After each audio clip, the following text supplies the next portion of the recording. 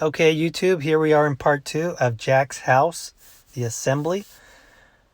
So what I was going to talk a little bit more about, which I didn't have much time in part 1, was the lights. Now we have some lights that are in the attic that light some windows, and then in that same attic there's a little round teacup light that lights Jack's bedroom, which is the tower. It's the tower that you'll see in just a little bit that shoots up from behind the house and has his bed and his fireplace up there. There's an actual flickering fireplace that I made in Jack's tower, and there's that little white tea light is what controls that. So see that little window there and the one there in the attic, and also the window that's in front of the house is going to be lighted by some string lights. And here in just a few seconds, once I open this attic, you're going to see those string lights that make those windows glow. So here again, this is a continuation of part 1 of how to open the attic. What I do is I put my left hand on the peak of the roof, and then use my right hand to push away, as well as my index finger up with my left. So I use my left index finger and my hand to break open that peak so that we can get into the attic. Now there's that tea light I was talking about, the little white round thing there. It's got a little switch on it. You turn that switch on and that fires up Jack's fireplace, which is up in the tower. Okay, now the lights that, see these string lights that are going into that hole there? Those are powered by an on-off button, which is, it's kind of buried in the back. You couldn't really see it too much, but you can pull it out. I'm going to see if I can get another view here of it. Here I'm explaining that you do want to push the string lights up as far as you can so that you can reach that window that's at the front of the house. Now it doesn't look like I'm going to get a good picture of that on-off button. It's just basically a battery pack that has an on-off button to make the windows glow. Okay, so here I have the little tea light. Oh, there you go. There's that battery pack. It was right next to that tea light. That's what lights up the lights in the second floor, I guess you can call it, of Jack's house. That's the fireplace there that's got the flickering fire. Again, that's powered by that tea light. This is the roof of the tower. Now you're going to turn a little opening and closing lever to open this compartment. And in this compartment you have 3 AAA batteries, and that powers up this little light here. Now you're going to go ahead and press this button here. That'll click on that light. Kind of gives a really cool, like, bluish hue, and it looks really cool. When you'll see it in just a few seconds here. It gives a really cool blue hue into Jack's tower. So yeah, that lights up that little bulb, which is going to light up the Jack's tower. Now I've color coded this. You'll see a little bit of yellow here, not in these corners. These corners are not colored.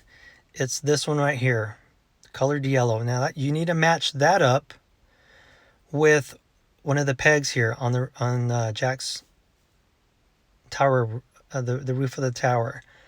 And that little peg, as soon as it comes into view here, there you go. There it is. It's a little yellow peg. That's going to feed right into that hole there that's painted yellow. That'll make the roof made up nicely with the tower. And remember how I was telling you how cool it looked to have a blue hue in his tower, in his house, in his bedroom? I think it just looks cool, especially with the fireplace going. There's his bed, and you see Sally's picture in the back. It is meant to be character. There's some little curtains in there. There's Christmas tree balls. It's really cool. I'm not sure if I'm going to show a close-up of it here, but I've got other videos on YouTube here, and as well as Facebook, where I have close-ups of the tower. Now, here we got the pillars, the front gate pillars. They're color-coded. got a green peg, you're going to make the green, the pillar that's painted green on the bottom with the green peg. And they slide really nicely onto that peg. You want to make sure you kind of nudge them a little bit, wiggle them. They mate really nicely with the gravel that's at the floor of this of the display here. So that clay on the bottom is going to mate nicely. You just got to move it around until it finally falls into the right area where it mates well with the gravel that's below. Here we have the red peg, and we want to mate that with the pillar that has the red paint on the bottom. By doing this, we're using the correct pillars that mate with the correct flooring. So you want to get that in. Sometimes it might take tipping it over and taking a look at the peg as it's going into the hole. But it eventually falls in, and then just kind of jiggle it a little bit, turn it left and right just to make sure that it's mated nicely.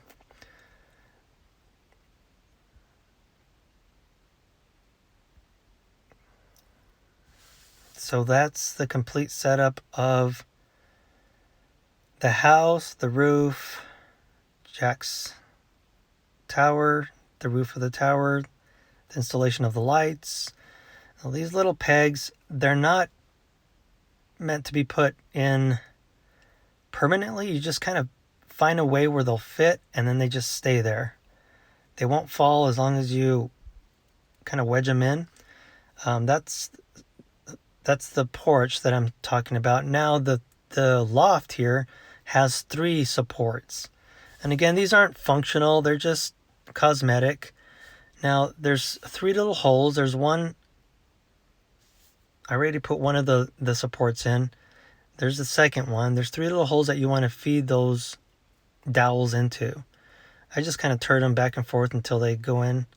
And you can they go up and down. You can feed them in as far as you want, then pull them back out.